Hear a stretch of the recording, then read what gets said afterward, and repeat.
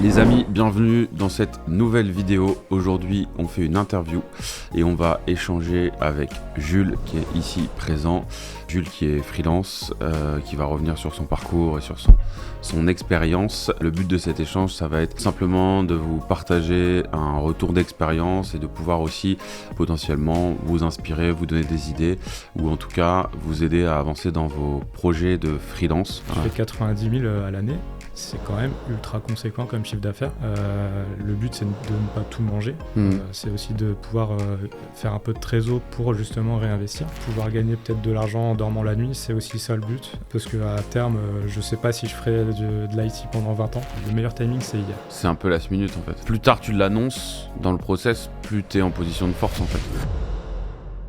Donc Jules, bonjour, bienvenue, merci à toi pour le temps accordé à ce podcast. Salut Simon. Du coup, donc t'es freelance, on va rentrer un petit peu dans les détails de ton parcours, de ce que t'as fait, etc. Est-ce que déjà pour commencer, tu peux peut-être te présenter dans les grandes lignes pour tous nos auditeurs qui te connaissent pas?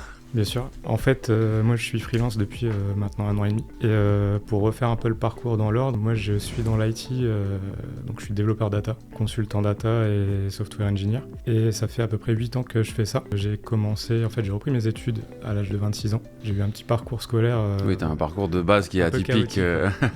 Parce que j'ai toujours été un très gros geek et j'ai toujours aimé l'informatique. Et ma scolarité en a pris un coup par rapport à ça. Et suite à ça, j'ai pris une petite claque parce que j'avais des projets perso. Donc j'ai repris mes études au CNAM de Lille, donc sur un diplôme d'ingénieur dans l'informatique décisionnelle. Et j'ai tout de suite rejoint une ESN que tu connais très bien. Et j'ai tout de suite fait mes armes chez des grands comptes de la région. J'ai fait OVH, SNCF. Ça va parler à pas mal de monde ce genre de boîte. Donc je pense que c'est des grands comptes très connus. Dans la région nord, en tout cas autour de Lille, c'est des boîtes qu'on connaît bien. C'est ça. Je pense que tout le monde y passe un jour ou l'autre chez ses clients. Et j'ai eu une certaine évolution et des projets perso qui faisaient que j'avais besoin d'augmentation de salaire.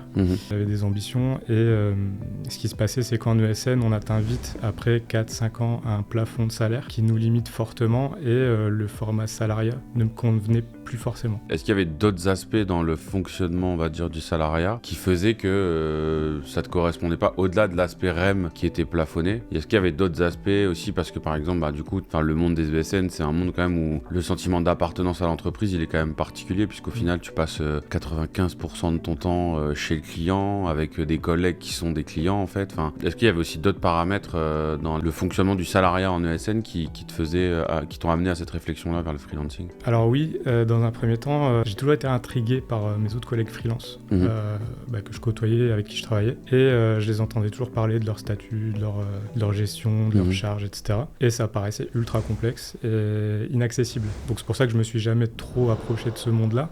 Et par rapport au format salariat, en fait, c'était le fait de devoir batailler à chaque fois pour négocier une rémunération. Et puis je me suis un peu intéressé à comment fonctionnaient les ESN. Et quand on se rend compte que nos TJM sont autant et que nos salaires sont autant, il y a un énorme gap. Après, c'est normal, c'est une société, elle doit vivre, elle doit faire de la marge. Ouais. Puis ils supportent un risque aussi.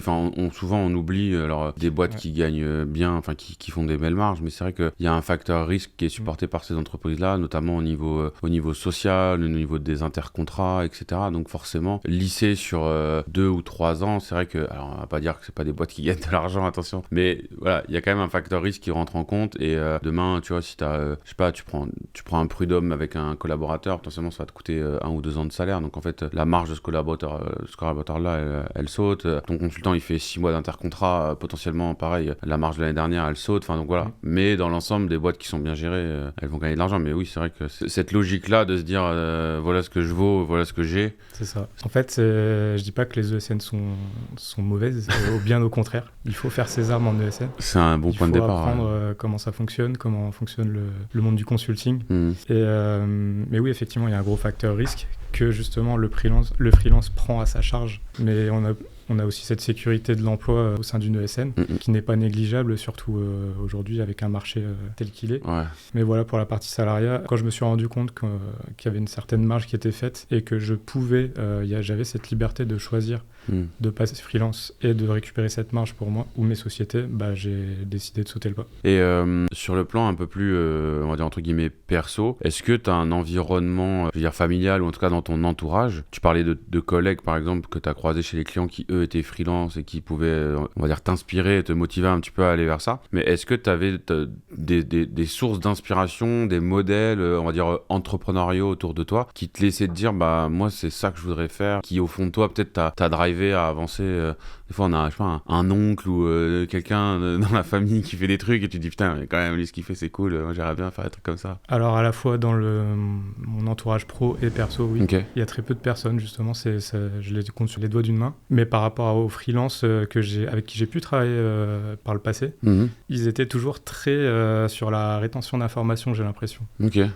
J'ai jamais connu un freelance qui m'a partagé son parcours, comment il faisait pour gérer, comment il faisait pour trouver ses missions. C'était très secret, j'avais l'impression que ça a renforcé le côté inaccessible. Ouais. Et côté perso, oui, j'ai rencontré 2-3 amis entrepreneurs. Tout ça, ça m'a inspiré et ça m'a drivé à faire la même chose et passer à mon compte. Ok. L'élément déclencheur qui t'a fait dire à un moment donné, c'est bon, ça y est, je suis arrivé au point de non-retour, je bascule, c'était quoi et comment s'est passé un peu cette transition pour toi? Alors c'était une rupture budgétaire chez un client. Et en fait, c'était l'occasion, vu que ça me trottait un peu dans la tête depuis plusieurs mois, voire même plus d'1 an à l'époque. Plus ma précédente ESN a tout de suite appris cette information, m'a diffusé mon CV sur tous les marchés, ce qui m'a mis dans une position assez délicate parce que j'avais trouvé 3 clients, j'en ai choisi un et du coup j'ai dû batailler un petit peu pour passer à mon compte parce que l'ESN a eu la priorité sur le contrat, donc j'ai dû laisser une petite marge, mais même malgré ça passer freelance avec une très grosse marge, on reste largement gagnant. Oui, parce que donc du coup, ce que tu as réussi à faire, qui est quelque chose quand même d'assez cool quand tu fais ta transition, c'est que du coup ton ancienne ESN est devenu en fait ton partenaire, on va dire,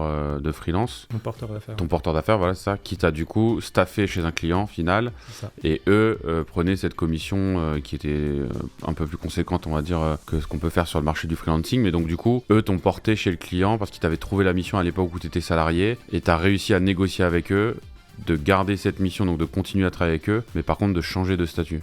C'est ça. Et donc cette transition est faite, c'était avril 24. Et en fait, ce qui s'est passé, c'est que eux voulaient que je continue en CDI chez ce client. Sur cette mission, ouais. Sur cette mission. Sauf qu'il y a eu un petit bras de fer. Moi, je voulais commencer tout de suite, quitte à quitter justement l'ESN et ne pas rentrer chez le client. Ouais. Moi, j'étais prêt à faire ça. Ouais, parce que du coup, dans la négo, alors, c'est intéressant comme sujet parce que c'est des schémas que beaucoup pensent impossibles parce que, et tu l'as vécu aussi et tu peux partager ton retour d'expérience là-dessus, mais c'est le genre de choses quand tu vas aller le demander, par exemple, à ton manager en ESN, dans 90% des cas, on va te dire que c'est impossible. Parce qu'eux, ils vont vouloir couper tout de suite court à l'histoire, quoi. Les ESN, de ce que j'ai compris, sont pas enchantés à l'idée de travailler avec des freelances. Ouais, ce qui dans leur modèle peut se comprendre. Je pense que dans le prisme d'une ESN, c'est quelque chose qui est forcément qui rentre en compte. Et donc toi, pour en revenir à ce qu'on disait, donc toi, tu as réussi à mener cette négo avec ton ancien employeur, du coup, de dire, moi, la mission que vous me proposez, elle me plaît, le client, ça me va bien. Par contre, moi, je suis d'accord, mais je passe en indep, je reste pas en salarié, quoi. Et là, du coup, à la base, eux t'ont dit, en gros, no way, quoi. Et là, entre guillemets, comme tu disais, le bras de fer a commencé. Ouais, donc il y a eu un petit bras de fer là-dessus. Eux voulaient que je commence tout de suite chez le client, mais en restant salarié pendant au moins 1 an, ils m'avaient demandé. Oui, c'est vrai, la négo, c'était ça. J'ai dit pas possible, désolé. On m'a proposé 6 mois, j'ai dit pas possible, désolé. 3 mois, non merci. T'as fait combien de temps au final? Je suis resté 1 mois. T'es resté 1 mois, c'est ça? Le temps de la transition, de la création des boîtes, faire ta boîte, etc. tout ça. Mais du coup, j'ai dû quand même faire un pas en avant vers eux dans la négociation. Et c'était justement cette marge plus conséquente. Après, sur ton cas de figure à toi, il y avait une particularité quand même, c'est que t'étais quand même, entre guillemets, en position de force parce que le client te voulait. Eux, le deal était fait, quoi. Donc, eux, c'était en gros, soit on fait le deal et en gros on se plie un peu, enfin on essaye de se plier le plus possible à tes conditions, soit le deal se faisait pas en fait. Eux c'était gagner un petit peu ou rien gagner du tout dans leur logique à eux en tout cas. Oui, et puis une fois que le SN est engagé avec le client, c'est délicat de rompre tu peux pas bypass après, bien sûr. Établi, oui, puis même eux par rapport aux clients, ils sont engagés aussi. A vu le profil, a aimé le profil. Ouais. Et à mon avis, c'est délicat quand on dit non, mais en fait, on annule. Quel moment t'avais émis parce que ça, c'est un truc important, je pense, pour les gens qui nous regardent, parce que c'est le genre de process qui, comme je disais, jamais simple à mettre en place, mais au final, c'est une réalité. Et nous, on constate chez Freelancer plein de personnes qui arrivent à faire ce genre de transition. À quel moment le SN, par rapport à la relation avec le client, entre le moment où ton dossier a été envoyé, le moment où tu as rencontré le client et le moment où le deal était entre guillemets gagné et il fallait mettre en place vos conditions entre toi et la société, à quel moment ton ancienne ESN, elle savait que tu voulais être indep? Elle le savait à partir du moment où déjà je t'ai rencontré pour justement passer freelance. Parce que moi, le jour où j'ai appris ma fin de mission pour rupture budgétaire chez le client, j'ai tout de suite voulu sauter le pas et c'est là où je t'ai contacté. Parce que je savais par le passé que c'était notre job. C'était ton job. Et parce qu'on se connaissait un peu par le biais d'autres personnes. Mais moi, je les ai informés après avoir fait les entretiens. Les entretiens, ok. Parce et tu penses que c'est le bon timing? En fait, le timing, c'est le meilleur timing, c'est hier. C'est un peu last minute en fait. Plus tard tu l'annonces dans le process, plus t'es en position de force en fait. Je sais pas. Après c'est pas forcément très honnête on va dire avec l'interlocuteur, ton manager, mais tu lui mets un peu le couteau sous la gorge à ce moment-là en fait. Faut faire attention de pas se cramer non plus parce que c'est délicat pour le client. Et si le client te met en tête que lui, celui-là, tu passes pour un mercenaire. C'est ça. Lui, il est un peu chiant. Lui, on va le blacklister. On ne le reprendra pas par la suite. Il faut faire attention à ça. Il faut toujours avoir la vision client-business. C'est notre métier. C'est aussi une des choses que le freelancing m'a apporté. C'est cette vision vraiment besoin, résultat et business. Parce qu'en fait, on n'est pas que des petites mains. On a aussi un devoir de conseil. On est des techniciens et des experts, oui, mais on a aussi un devoir de conseil. Et c'est marrant que je te coupe, mais en ESN, du coup, c'est pas quelque chose dont tu étais forcément conscient? Pas forcément. Ok. Parce qu'en fait, là, on est à notre compte, c'est notre société, c'est notre image de marque, c'est notre personal branding qui est en jeu. On a des responsabilités qu'on se découvre, entre guillemets, qu'on n'a pas forcément en ESN. Ce qui est ouf, parce que c'est le même taf, en fait. C'est le même taf, mais la culture du résultat n'est pas la même. Franchement, c'est ultra intéressant. Parce que c'est vrai que moi, je discute beaucoup avec des gens où justement, la garantie de la rémunération et il y a une forme de distance contractuelle, de distance relationnelle avec le client, où au final, c'est vrai que on se considère comme un élément parmi tant d'autres. Ça, en fait, quand tu bascules en indep, c'est quelque chose qui, enfin, de ta perception, en tout cas, c'est un prisme qui change complètement. Alors, en fait, de base, on a un engagement qui est, on va dire, aller à 80-100% quand on travaille bien, on est consciencieux, on est professionnel. Là, l'engagement, il est, je vais dire, moindre quand on est en ESN. Quand on est à son compte, l'engagement, il devient 200%. Ouais, t'es obligé d'être à 200. Parce que t'as envie de rester chez le client, t'as envie de facturer, t'as envie d'être compétent, t'as envie que le client soit satisfait. On rentre dans un modèle de business, en fait, et d'entrepreneuriat. Partenariat, du coup. Enfin, c'est vraiment ce côté win-win d'un partenaire. Ouais. Donc, si le client est satisfait, moi, je sais que je vais pouvoir continuer à apporter de la valeur chez eux. Donc, il y a cet aspect-là qu'on n'a pas du tout, je trouve, en ESN. Ça nous fait évoluer et ça nous fait grandir encore plus en tant que consultant. Ouais. T'as le sentiment qu'il y a un grand changement énorme. Toi, personnellement, professionnellement, etc., sur les 1 an et demi à peu près, là où t'es devenu freelance? Ouais, énorme. Okay. Je suis pas du tout la même personne et je pense qu'on va rentrer dans le dur du sujet par rapport à Freelancer. Ouais. Là où ça a été cool, c'est que j'ai été super bien accompagné. Et en fait, il y a 2 blocs chez Freelancer. Moi, je le vois comme ça. Je sais pas si c'est comme ça que toi, tu le marketes. Je crois que c'est un peu comme ça qu'on en parle. Ouais. Le premier bloc, c'est la partie conseil. Et en fait, dans ce conseil, déjà, tu m'as jamais fait facturer un conseil. Ça, c'était cool. C'est con. C'est con, mais non, franchement, ça fait partie d'un business model auquel j'adhère. Et avant même de commencer à créer mes boîtes tu m'as super bien accompagné, notamment sur la partie schéma, parce que chacun aura un statut et une situation et une sortie de salariat différente. Et selon ce schéma, est-ce que tu as une rupture conventionnelle? Est-ce que tu démissionnes? Est-ce que tu te fais licencier? Selon ce schéma, tu as plusieurs options qui s'ouvre derrière. Et ce schéma et ce cheminement, déjà, ça va définir le statut que tu vas choisir, en partie. Ensuite, il y a les projets perso et pro qui viennent entrer en facteur de décision pour le statut, le choix du statut. Et cette partie conseil, elle a été très qualitative. C'est vraiment du sur-mesure. Donc toi, pour remettre un peu de contexte par rapport à l'accompagnement freelancer, bon, je crois qu'on s'était rencontrés avant, on avait déjà échangé, etc. Mais du coup, toi, en fait, le process, c'est t'as l'info de ta fin de mission, là, de la coupure budgétaire du client. Donc tu te dis, à ce moment-là, t'es salarié dans une ESN et tu te dis, bah c'est l'opportunité que j'attendais entre guillemets pour faire ma bascule, donc je vais changer. Et à ce moment-là, tu rentres en contact avec nous pour nous dire, bah voilà les gars, moi aujourd'hui je suis salarié, j'ai une fin de mission, là je vais redémarrer sur autre chose. Il n'y avait pas encore le sujet de ta nouvelle mission, etc. à ce moment-là, je crois, de mémoire, mais du coup il y avait l'idée de dire, voilà, viens on discute et on commence à voir un petit peu quel schéma il pourrait se mettre en place en fonction des cas de figure, parce que c'est aussi souvent on travaille souvent aussi en hypothèse. Si j'obtiens une rupture conventionnelle, j'ai ça, si je suis dans ce cas de figure là, j'ai ça. Exactement. Pour essayer de voir les schémas et les options. Et donc toi, l'idée c'était ça, c'est qu'on a regardé comment on peut essayer de t'amener à mener à bien la négociation que tu voulais avoir avec ton ex-employeur, comment tu peux faire ta transition, aussi bien au niveau structuration de ta nouvelle activité et aussi au niveau business, même si là-dessus tu étais quand même un peu plus avancé parce que tu avais quand même déjà des pistes qui allaient avancer et ton dossier avait déjà bien circulé. Et donc il y avait un peu ces trois volets-là de comment je quitte mon employeur actuel, qu'est-ce que je mets en place par la suite, et le volet mission de une fois que j'ai créé mon truc, comment je fais vivre cette activité avec une mission dedans, quoi. Ouais, c'est ça. En fait, c'est cette partie schéma sortie de salariat qui va définir la suite. Il y a la classique, on tente toujours la rupture conventionnelle. Ça ouvre un certain schéma derrière. Ouais. Moi, j'ai dû passer par un autre schéma qui me convient très bien aussi parce qu'il y a aussi les besoins perso qui rentrent en compte, pas que pro. Si tu as besoin de te rémunérer tous les mois de manière conséquente ou pas, ça définit déjà un autre statut. Donc, par rapport à ça, cette partie conseil, c'était vraiment très quali. Et du coup, après, sur l'enchaînement, donc là, on s'est vu à ce moment-là. Après, je sais qu'on avait beaucoup échangé justement sur les négos avec ton ancien employeur, parce que du coup, pour le coup, le mot peut paraître fort, mais c'est une négo entre guillemets un peu dure, un peu féroce. Enfin, j'ai souvenir quand même qu'il y a eu je vais pas dire des coups bas, mais en tout cas dans la négo, il y a quand même eu des tentatives d'essayer que chacun gagne le truc, quoi. Enfin, chacun défend ses intérêts, ce qui s'entend et ce qui est logique.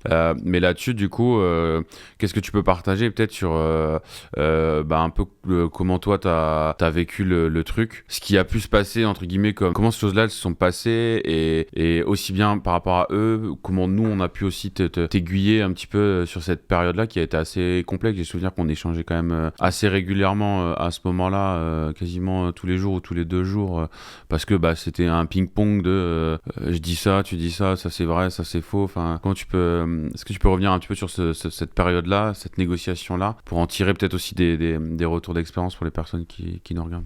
Bien sûr. Alors en fait, c'était pas facile du tout parce que les ESN, les managers et les directeurs d'agence savent ce qu'ils font. Ils ont de la bouteille en général. Ils jouent sur le fait que les consultants en général ne connaissent pas forcément grand-chose à la gestion déjà trouver une mission, toute cette gestion-là. Moi, ce que je peux dire, c'est qu'il faut rien lâcher et il faut montrer qu'on sait dans quoi on met les pieds. Moi, ce qui s'était passé en fait, c'est que je passais avec le manager régional du coup. Mon commercial se battait pour moi. Pour le coup, il a été très cool. Mais le manager régional un peu moins, et du coup ça a vite escaladé auprès du directeur directement, et c'est avec lui directement que j'ai négocié parce que ça débouchait sur rien avec les entre-deux entre guillemets. Et du coup sur ces éléments-là, parce que j'ai des flashbacks qui me reviennent de cette période-là, mais parce que tu parlais de connaître un peu les codes et tout, il y a aussi des aspects, je pense, juridiques et contractuels sur lesquels des fois, par ignorance ou pas, on va pas mettre de mauvaise foi dans les interlocuteurs, mais c'est vrai que des fois il y a des cas de figure où des managers ou des responsables dans des ESN vont avancer des arguments, souvent sur des bases, on va dire juridiques ou contractuelles, qui sont des fois plus ou moins vraies quand même. Et je sais que c'est un cas de figure que tu as eu toi aussi. Comment tu as géré ça à l'époque, le fait de te dire on me balance un truc et je sais pas quoi en faire en fait? C'est là où justement on a la partie conseil, qu'il faut rien lâcher, il faut se renseigner, parce que justement c'est vrai ce que tu dis. Moi on me l'a fait aussi. On a des menaces de clauses de non-concurrence, des choses comme ça, qui ne sont pour le coup pas valables. Ça existe, aussi, mais il y a c'est des choses qui sont conditionnées. Voilà, ça. Voilà, on peut pas juste dire il y a une clause. C'est ça. Donc c'est pas il y a une clause, tu peux aller nulle part. Si t'acceptes pas une mission chez nous, tu vas nulle part ailleurs. Ça n'existe pas, c'est pas vrai. En plus de ça, ce qui s'est passé, c'est que toi, ils te voyaient un peu comme le démarcheur qui attendait en bas du bâtiment. Il y a un contexte particulier dans ton cas de figure à toi par rapport à la société en question, mais voilà, oui, en fait, le fait qu'il y ait ce conseil en parallèle qui t'aide, alors en plus, dans ton cas de figure, en plus, c'était moi, mais au-delà de ça, en fait, c'est l'idée de se dire que on vient créer une zone, on va dire, de turbulence autour de l'écosystème d'une ESN de manière générale, en défendant une vision et des possibilités pour le collaborateur en question de devenir indépendant, quoi. Donc c'est là où ça peut créer un peu de turbulence. Et au final, du coup, comment t'es arrivé à la fin parce qu'au final, grosso modo, t'as obtenu à peu près ce que tu voulais. Dans la grande majorité, t'as quand même plutôt gagné ce deal, on va dire. Ouais. J'ai pu me lancer avec, moyennant une marge quand même qui était importante, je vais quand même la dire, c'était 20%. Ouais. Pour du freelancing est quand même conséquent. C'est très conséquent, on est plus sur du 10% en moyenne. Normalement, c'est ça.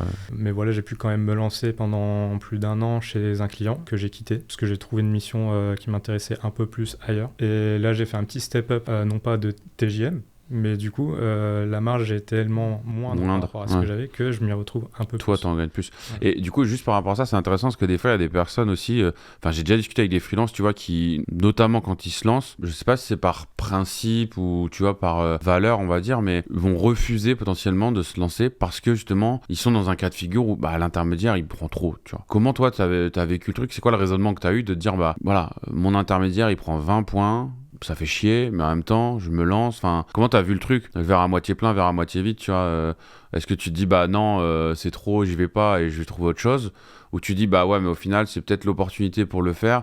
Tant pis, entre guillemets, je serre les dents, tout est relatif, mais tu vois, je prends ça pendant 6 mois ou 1 an et puis je verrai dès que je peux. Comment t'as perçu le truc à l'époque de te dire, c'est quand même beaucoup, quoi? En fait, c'est aussi toi qui m'as beaucoup conseillé là-dessus. Notamment sur le fait de... En fait, il faut se lancer le plus tôt possible parce que le manque à gagner, même sur 2-3 mois, il est tellement important que même avec un TJM qui est pas élevé, il y a un gros manque à gagner même sur 2-3 mois. Donc il faut se lancer le plus tôt possible. Et on va prendre un chiffre qui est très bas, même avec un TJM de 400, ce qui est bas pour la région, pour mon métier, ce qui n'existe quasiment pas, mais qui existe plutôt sur des métiers de développement. Développeur junior, c'est une médior, tu peux démarrer à ça. Ouais. Tu peux démarrer à 400 par exemple. Si on prend 400, ça te fait déjà à peu près 80 000 à l'année, 100 000. Ouais, c'est ça, autour de 80. Si tu prends des vacances, t'es au pire du Tu fais pire. 8 000 par mois, grosso modo, quoi. Donc, oui, c'est ça. Donc, si tu prends un mois de vacances, ça te fait... Tu fais 90, quoi, on va dire. C'est ça, tu fais 90 000 à l'année.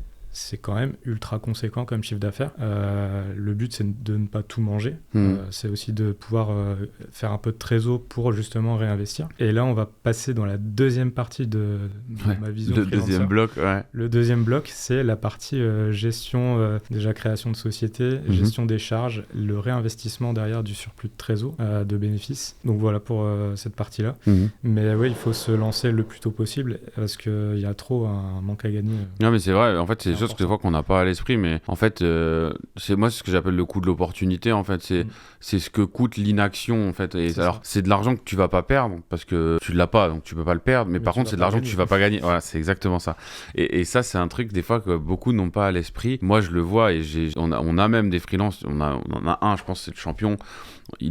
On s'est connus, il a mis 1 an à se lancer. François, s'il regarde cette vidéo, il se reconnaîtra. Il a mis 1 an à se lancer. Il a quand même un gros TJM, je sais pas combien il est, mais il doit être à plus de 650, tu vois, donc c'est beau TJM. Et j'avais fait le calcul plus par curiosité, et bon, au final, ça lui a fait un peu mal. Mais en fait, il a mis 1 an à se lancer, et 1 an, je crois que c'était genre 150, il a pas gagné 150 000 euros, quoi, tu vois, de chiffre d'affaires. Pour la réalité, pour aucune raison valable, sauf, peut-être un peu de peur de se lancer, un peu de flemme, un peu de tout ça. Enfin, c'est un petit mélange de tout ça qui fait que t'as une situation qui peut être un peu confortable à l'instant T. Les démarches, machin, tout ça. Bon, un peu la flemme. Et à la fin, il finit par le faire parce que si c'est ton projet, je pense que tu finiras forcément à un moment donné par y arriver. Mais c'est juste que de pas s'être mis le petit coup de pied au derrière pour avancer à l'instant où tu voulais le faire, et en fait, tu te rends compte que t'as perdu même ne serait-ce que 3 mois, en fait. Tu vois, un gars à 8 000. T'as perdu plus de 20 000 balles en 3 mois, quoi, en fait, tu vois, pour un TJM à 400. 20 000 balles, quand t'es salarié, c'est 2 tiers de ton salaire annuel, quoi, tu vois. Enfin, donc, t'as totalement raison sur le fait de dire que, en fait, après, faut pas le faire n'importe comment, mais je pense que quand tu veux le faire, faut y aller, quoi. Et ça, justement, on y revient. mais on commence à mettre un pied directement dans l'action et l'entrepreneuriat en fait. Ouais. En entrepreneuriat, il faut entreprendre et agir le plus vite possible. Ça, c'est vrai. Et là, on est en plein dedans. Et c'est vraiment avec la clé de tout le reste. Mais nous, c'est la vision, c'est même notre nom, freelancer, ça vient de là, mais beaucoup voient le freelancing comme un espèce de salariat plus, tu vois, où en fait, d'ailleurs c'est pour ça qu'il y en a beaucoup qui optent pour du portage salarial ou pour des montages, tu vois, je suis en micro, tu vois, comme ça c'est simple, etc. Nous, on défend une vision entrepreneuriale du freelancing. Freelancer, c'est un mélange de freelance et entrepreneur, parce que c'est vraiment cette vision-là d'être dans une démarche entrepreneuriale et de lancer une activité, de lancer une entreprise qui derrière permet de mettre en place plein d'autres choses, et on va en discuter après de cette vision un petit peu, on va dire, écosystème autour du freelancing, mais c'est vrai que au final, et t'as raison, je te rejoins là-dessus, pas juste démarrer une activité ou un prolongement de l'activité salariale qu'on avait avant. Moi je trouve que c'est vraiment un nouveau départ, c'est quelque chose de complètement différent, et toi-même tu l'as dit, en 1 an et demi t'es devenu une personne différente. Enfin, tu vois, c'est quand même fort comme propos de dire qu'en 1 an et demi de freelancing t'es devenu une personne différente, tu vois. Et je pense que ce cheminement de l'entrepreneuriat, par le biais du freelancing, mais de l'entrepreneuriat quand même, fait que t'en arrives à ça. C'est sûr. Et en plus de ça, on se rend compte de tout ce qui est possible, là, parce qu'on facture des sommes qui sont assez conséquentes. Bah oui, quand t'as 5 chiffres par mois. Qui commencent à rentrer sur les comptes tous les mois. Ouais. Il faut savoir garder la tête froide. C'est ça aussi l'accompagnement de freelanceur, c'est la partie conseil sur le réinvestissement de ces bénéfices, et ne pas tout manger tous les mois et vivre comme le roi du pétrole. C'est pas ça le but. Le but, c'est vraiment de créer des choses derrière. Moi, c'était ma vision aussi. Moi, j'ai des projets à long terme. Et justement, le freelancing est un des meilleurs tremplins pour ma situation, justement, pour arriver à ces projets. Tu le percevais tout de suite comme un levier, de se dire, bah, le freelancing, ça va être un moyen de générer du cash et ça va être un levier pour faire d'autres choses à côté, ou au départ, c'était plus une fin en soi de dire, bah, je deviens freelance, voilà, je deviens freelance, point. Et au fil du temps, ce point est devenu virgule pour une histoire qui continue à côté. Ou c'était quoi ta perception au départ et ta perception aujourd'hui de ça? Enfin, aujourd'hui, tu viens d'en parler, du coup, c'est plus un levier pour mettre en place plein d'autres choses. Mais est-ce que c'était aussi ta vision au départ quand t'as sauté le pas du freelancing? Ouais, c'était un petit peu ma vision, Okay. En fait, un peu des deux. Ok. C'était un peu ma vision au départ, mais je me rendais pas compte parce que je débutais, je commençais, je venais de me lancer, les sociétés étaient à peine créées, j'étais encore un peu junior là, dans tout ça, mais on prend vite de la bouteille. Et le fait de facturer, d'avoir aucune interruption de mission, bon, j'ai eu de la chance dans un marché aujourd'hui qui est assez tendu. Tu travailles aussi, hein, c'est pas que de la chance. Hein, mais tu le disais tout à l'heure, tu bosses bien, tu délivres, tes clients sont contents. Enfin, tu vois, c'est. Exactement. La chance, on la provoque. La chance, elle se provoque. Ça, je suis entièrement d'accord. Mais oui, c'est venu renforcer ce côté entrepreneurial et projet long terme, 5-10 ans minimum, pour justement réinvestir les bénéfices et construire quelque chose derrière. Okay. Quelque chose de durable, patrimonial. Ça peut être, si vous voulez léguer quelque chose à vos enfants, tout simplement entreprendre, avoir d'autres business qui génèrent du cash passif pour justement se libérer et ne plus vendre son temps pour de l'argent. Pouvoir gagner peut-être de l'argent en dormant la nuit, c'est aussi ça le but. Parce qu'à terme, je sais pas si je ferai de l'IT pendant 20 ans. T'as pas dit ton âge tout à l'heure? J'ai 34 ans. Okay. C'est vrai que je me suis pas présenté. Bah, t'es rentré tout de suite dans le vif du sujet, t'avais faim, mais non, mais c'est pour situer le contexte. J'ai quand même dit que j'avais repris mes études à 26 ans. C'est vrai que là, on peut faire les maths et savoir à peu près où tu te situes. J'ai 8 ans d'expérience. Ouais. Et juste, alors, après, on va parler un petit peu de ta situation actuelle et à venir, justement, sur l'aspect projet entrepreneurial, investissement, etc. Juste pour en revenir sur, donc, quand tu t'es lancé, comment t'as géré un petit peu les premiers mois d'activité, toutes les nouvelles choses qui te tombent dessus par le fait d'être dirigeant d'une entreprise, par les obligations, les responsabilités qui sont les tiennes, et puis tout ce cheminement, on va dire, des 12-18 derniers mois de ton activité de freelancing. Comment ce quotidien, il est venu à toi? Comment tu l'as intégré? Qu'est-ce que ça a changé pour toi ou pas? Enfin, est-ce que tu peux nous en dire un peu plus sur cette période-là? C'est vrai qu'il y a ce petit côté un peu mystique où on se dit être freelance, c'est énormément d'administratif, on va passer 3-4 jours par mois à faire de l'administratif, à faire de la gestion d'entreprise. En fait, pas du tout. Si on passe 4 heures par mois à faire son administratif, c'est déjà beaucoup. C'est vrai que les premiers mois, les 2 premiers mois, il y a une certaine quantité d'informations à absorber, mais justement, il y a aussi la partie gestion 360 de freelanceur qui inclut la partie juridique, légale, compta, fiscale où notamment on a pas mal d'informations qui sont données par tes partenaires. Je pense à ta juriste, à ton associé comptable qui nous justement nous informe des déclarations de TVA, de ce qui se passe au niveau des impôts parce qu'on doit créer un compte pro au niveau des impôts. Et les 2 premiers mois, c'est vraiment le plus dur. Après, ça roule. Et ça tourne, et la machine ronronne. Et sur toutes ces nouvelles choses, justement, alors comment t'arrives, alors donc notamment avec les équipes, tu parlais de notre juriste Marie ou de Asia avec qui tu t'échanges beaucoup, ou des autres parties prenantes, on va dire, de freelancers, mais comment ça se passe le quotidien, les questions, les besoins, les sujets à traiter, etc. C'est quoi le fonctionnement, on va dire, comment tu le vis toi de ton côté, ce fait de dire j'ai une question, j'ai un besoin, comment tu gères ça dans ton quotidien de freelance avec Freelancer? C'est vrai que je vais reprendre mon expérience par rapport à ma première facture. Alors déjà, petit détail aussi, faut avoir un peu les reins solides quand on se lance parce qu'il arrive que certaines ESN ne payent qu'à 60 jours fin de mois. Ouais, ça c'est les clients après. Alors 60 jours fin de mois c'est beaucoup, normalement le maximum c'est 45 jours fin de mois. Ouais, mais donc ça. Tu peux avoir en fait ton mois de mission, t'as ton mois de mission qui passe, fin du mois tu factures et t'es payé 2 mois après avoir fait ta facture, donc ça fait quasiment 3 mois. Pourquoi je parle de ça? Parce que du coup, on a très vite envie de se verser un salaire et il y a des questions qui arrivent. Déjà, comment je fais pour me verser un salaire? Est-ce que je dois me faire une fiche de paie? Est-ce qu'on est en SASU par exemple? Est-ce qu'il faut une fiche de paie? Quels sont les montants? Quelle est la fréquence de la rémunération? Toutes ces questions-là, on se les pose, ça vient d'un coup. Et ce qui se passe, c'est que je prends mon téléphone. Hop, Simon, j'ai des questions. Est-ce qu'on peut se mettre un point? Et du coup, tu me files ton calendrier. Et c'est aussi simple que ça. On se fait un point et on avise. Ouais, parce que du coup, il y a beaucoup de questions. Enfin, c'est vrai que nous, on le vit au quotidien avec les freelances, mais en fait, c'est des choses auxquelles on pense pas forcément. Mais quand on se lance, c'est vrai que se faire un virement pour son salaire, faire une première facture, de la TVA, juste le fonctionnement de la TVA, je veux dire, aujourd'hui, il y a plein de personnes qui savent pas que t'encaisses un montant, mais il y a une partie de ce montant-là, en l'occurrence la TVA, qui t'appartient pas, puisque pour le rappeler, une société donc est collectrice de la TVA pour le compte de l'État. Donc ça veut dire que tu perçois une somme d'argent, mais qu'en fait, tu dois reverser à l'État, moins éventuellement après une mécanique de TVA déductible, etc. Mais grosso modo, quand tu factures un TJM à 500, tu vas pas encaisser 10 000, mais tu vas encaisser 12 000, mais les 2 000 euros, tu dois les restituer à l'État.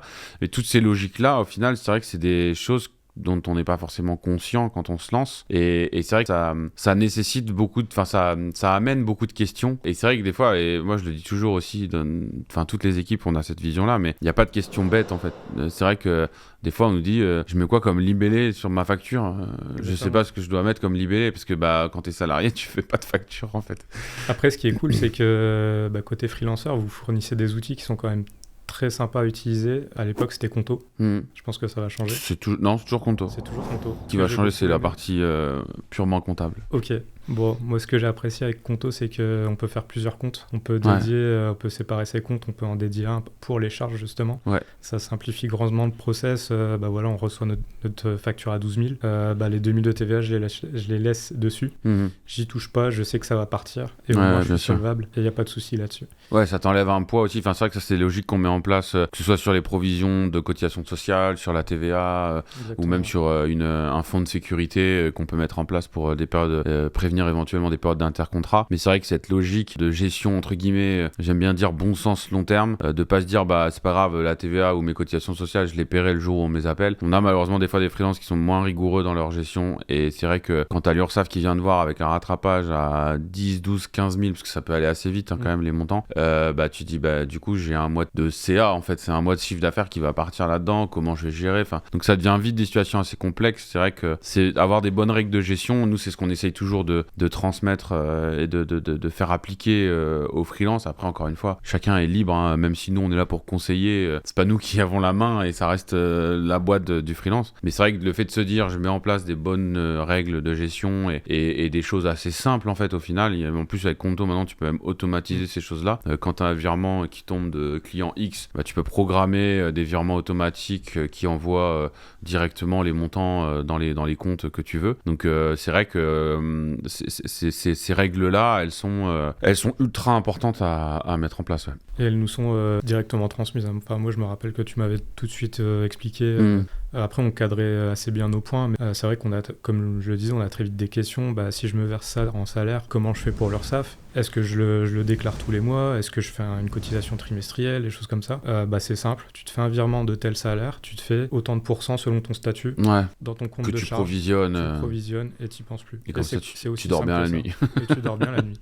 Et c'est solvable. Ouais, c'est ça, c'est exactement ça. L'avantage de séparer ce compte-là, c'est que ça évite aussi les potentielles erreurs que les administrations fiscales et de cotisation peuvent commettre et qui sont parfois pas négligeables. Là-dessus, c'est vrai que c'est pratique d'avoir cette séparation. Ouais, bien sûr. Mais ça, c'est qu'un détail parmi tous les outils que propose Freelancer et qui permettent justement d'avoir une gestion où on peut très bien dormir la nuit. Nice.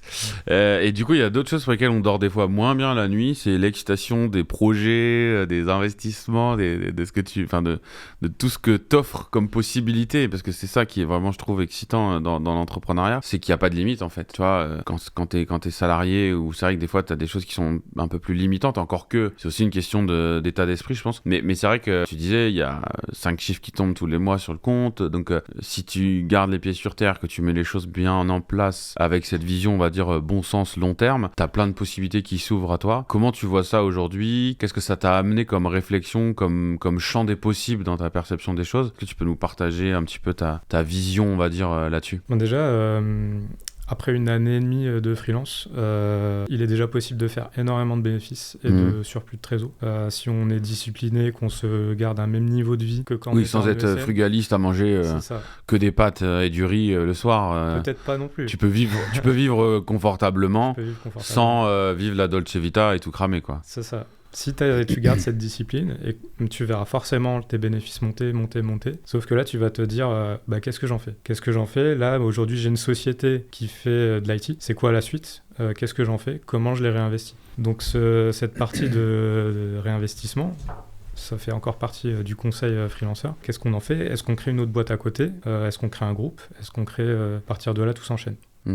Et comment je sais que tu te documentes beaucoup, tu fais beaucoup de recherches de ton côté, etc. Mais comment tu arrives à voir clair là-dedans ? Parce que en fait, c'est aussi l'inconvénient, le revers de la médaille, c'est que tout est possible, mais du coup, il faut aussi à un moment donné faire des choix je fais une holding, je fais pas d'holding, je vais dans l'immobilier, je vais pas dans l'immobilier, je rachète une boîte, je rachète pas de boîte. Enfin, comment après, parce que c'est aussi des choses des fois qui font un peu peur, entre guillemets, tu vois, c'est que l'entrepreneuriat, c'est une immensité tellement grande que des fois on sait pas trop où mettre les pions. Être drivé par l'émotionnel, le kiff, c'est bien, mais aussi c'est pas forcément ce qu'il y a de plus intéressant, on va dire, sur le plan financier. Être drivé que par les chiffres, ça peut être aussi des fois un peu rébarbatif et ça enlève des fois cette côté excitation qu'il peut y avoir dans des projets. Comment t'arrives en tant que freelance, voilà, qui a maintenant 1 an et demi de recul. Comment tu arrives à y voir clair dans le plan d'action que tu as ? Tu parlais de 5-10 ans devant toi. Comment tu arrives à dessiner cette vision et à voir clair dans ce que tu veux faire Il y a 2 aspects. Il y a la vision perso et pro, qui sont intimement liés parfois. C'est vrai qu'il y a de l'excitation, on a envie de faire des choses, on a envie d'avancer dans nos projets. Mais moi, j'ai quand même envie de parler d'un sujet, c'est la fiscalité.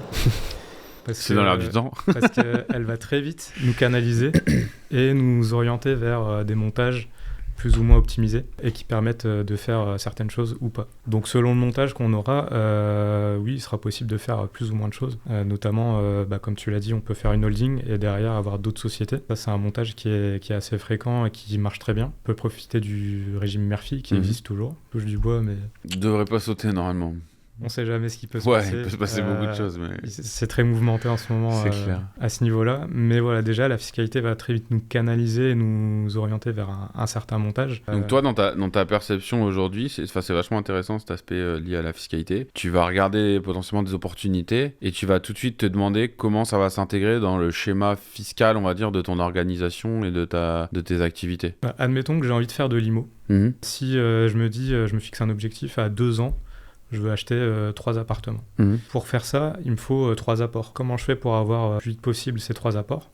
Ça passe par tel montage, telle optimisation. Ok, d'accord. Si je fais tant de chiffres, en partant du principe que je fais autant de chiffres, il va me falloir tant de temps pour arriver à ces apports-là. À ces apports. Donc c'est pour ça que je parle de fiscalité, c'est parce que ça peut très vite être limitant. Oui, parce que c'est ça. En fait, le levier fiscal peut devenir très vite très limitant et le fait de l'avoir pensé dès le départ te permet justement de potentiellement mieux le maîtriser et donc de t'offrir du levier en plus pour des projets que tu voudrais mettre en place. C'est ça, parce que le cheminement reste le même, il faut se lancer le plus tôt possible. Si je veux prendre ces 3 apparts d'ici 2 ans, il faut que ça aille vite, donc il faut que ça soit fait rapidement et qu'on puisse arriver à ces montants le plus vite possible. C'est très juste ce que tu disais, et j'ai partagé la dernière fois un extrait d'une interview de Mounir de Finari qui disait que, en fait, selon lui, tu vois, typiquement, une holding, elle doit être faite au jour 1 en fait de ton activité, du moment où tu te lances, parce que en fait il dit même si à l'instant T elle te sert pas, alors lui il mettait plus en avant une vision, on va dire start-up, tu vois, de je monte ma boîte, demain je vais revendre ma boîte et donc je vais récupérer un gros billet en revendant une boîte, et donc la holding fait sens dans ce genre de cas de figure. Mais même dans des schémas de freelancing, au final, sur des remontées de dividendes, sur du réinvestissement, sur des leviers de rémunération, juste comme ça, le fait d'avoir cette holding au départ, même si potentiellement pendant 1 an, 2 ans, 3 ans, elle va pas forcément te servir, à un moment donné, elle va te servir, et le jour où elle va te servir, ne serait-ce qu'une fois, tu prends l'exemple d'un projet immobilier, il sera trop tard.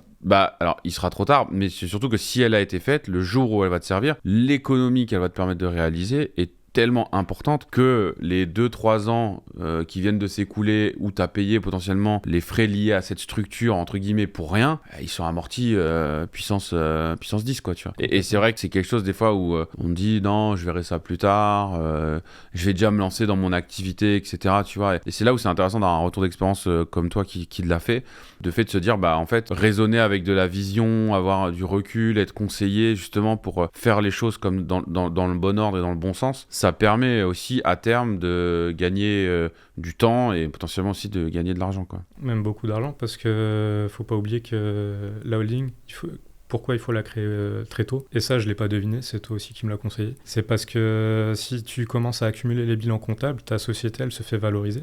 Et si tu dois créer une holding a posteriori, ta holding va devoir acheter les parts de ta société d'exploitation. Potentiellement, tu as une grosse fiscalité qui te tombe dessus, quoi. Et il y a un apport personnel aussi à avancer, soit par le biais de comptes courants, d'associés. Après, mais ça peut être évité dès le départ, quand justement la société d'exploitation ne vaut rien. Et c'est le bon moment, en fait, d'avoir sa holding déjà tout à fait. et opérationnelle. C'est clair.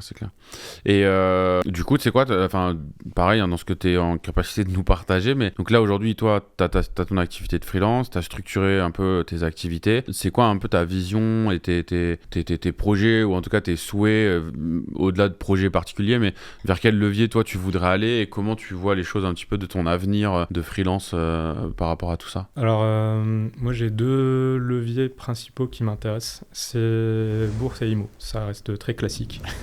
Tout en société, c'est intéressant la bourse aussi, parce que c'est un sujet qui attire beaucoup de monde. Mais c'est vrai que j'ai des collègues avec qui je discute de temps en temps qui boursicotent aussi et qui investissent, qui sont freelance, mais qui le font sur des PEA perso ou du CTO en perso.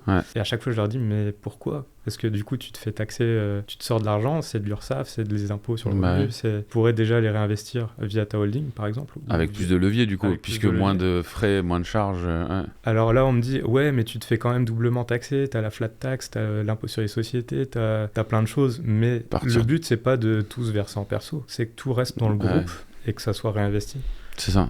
C'est la vision, c'est surtout avoir un groupe et des entreprises qui fonctionnent et qui vivent, et de construire quelque chose à long terme. C'est pas être frugal, tous verser en perso via des dividendes et tout cramer, ça c'est pas. Mais ça c'est un biais que je vois beaucoup. J'ai encore découvert une boîte hier qui fait un statut, enfin j'ai pas trop saisi, c'était du portage ou ils accompagnent des freelances en tout cas. Et en fait sur leur site, tu vois, ils mettent un schéma où ils vont comparer le salariat, la SASU à l'IR, le portage salarial et leur solution à eux. Et en fait, moi, ce qui me choque toujours dans ces schémas-là, c'est qu'en fait, ils comparent des schémas où tu sors tout, tu vois, où en fait, t'encaisses 10 et combien t'as dans ta poche à la fin. Donc, en SASU à l'IR, en portage salarial, en salariat, machin, etc. Et en fait, moi, ça m'énerve de voir des trucs comme ça, parce qu'en fait, je trouve ça tellement biaisé comme angle de vue sur le sujet, parce que, en fait, pour moi, c'est une erreur d'avoir ce point de vue-là, de dire, en fait, je raisonne en efficacité financière de qu'est-ce que je récupère dans ma poche à la fin.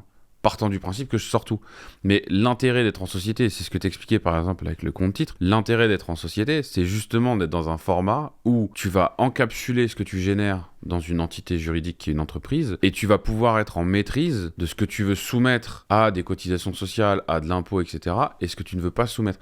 Dire si j'investis dans mon CTO et à la fin je vais payer de la flat tax, de l'IS, etc., mais j'ai envie de te dire, de toute façon, tu le paieras à un moment donné. Il y a une logique en France, c'est qu'à partir du moment où tu sors de l'argent en perso, tu payes. Que ce soit de la flat tax sur du dividende, que ce soit des cotisations sociales et de l'impôt sur le revenu sur du salaire, peu importe la manière dont l'argent sortira, il y a un moment donné où tu paieras. Même des avantages en nature, si demain tu prends une bagnole ou un truc comme ça va quand même rentrer dans ton IR. Tu vas quand même payer, et potentiellement si tu dépasses des barèmes, de l'URSSAF dessus. Donc en fait, c'est pas le bon raisonnement de se dire que tu vas payer. L'idée, c'est plutôt de se dire comment cet argent-là, je vais le faire travailler pour qu'il génère des petits, et que ces petits génèrent des petits, et on rentre dans une logique d'effet cumulé, mais où du coup tout ça tu le fais avec un leverage plus important, puisque du coup tu le fais avant d'avoir payé des cotisations sociales ou autres, et donc ça t'offre plus, t'as une boule de neige au départ qui est plus grosse, donc qui te permet du coup d'avoir cet effet cumulé sur quelque chose de plus gros. Et ça, j'arrive pas à comprendre aujourd'hui pourquoi toi par exemple tu l'as compris et d'autres le comprennent pas, tu vois. Est-ce que c'est une problématique d'éducation financière de manière générale, on va dire, en France? Est-ce que c'est je sais pas, des communications dans le monde de l'IT et le monde de l'entrepreneuriat de manière générale, qui vont pas dans le bon sens? J'ai pas la réponse, mais c'est vrai que c'est un truc qui m'agace des fois, de voir que on va comparer les statuts. C'est ce que moi j'appelais à une époque le NITP, tu sais, c'est le net in the pocket. C'est vraiment la logique de dire, moi je veux mettre tout dans ma poche. Au final, financièrement parlant, ça a aucun sens. En fait, comme tu l'as dit, il y a, je pense, un gros manque d'éducation financière et entrepreneuriale de manière générale dans le système en France. Et pas qu'en France, ceci dit, c'est pas l'entrepreneuriat et les finances, c'est pas quelque chose qu'on apprend à l'école. Déjà, il y a ça. Et après, il y a surtout le financement du train de vie qui peut différer de chacun, selon chacun. Et je sais que certaines personnes veulent pouvoir financer, avoir les moyens pour tel ou tel train de vie. C'est pas forcément possible avec l'argent de la société, sans tout de suite tomber dans de l'abus de biens social. On peut pas forcément toujours vivre sur la boîte. À éviter, bien sûr. On peut pas forcément vivre sur la boîte, et ça c'est un gros problème aussi.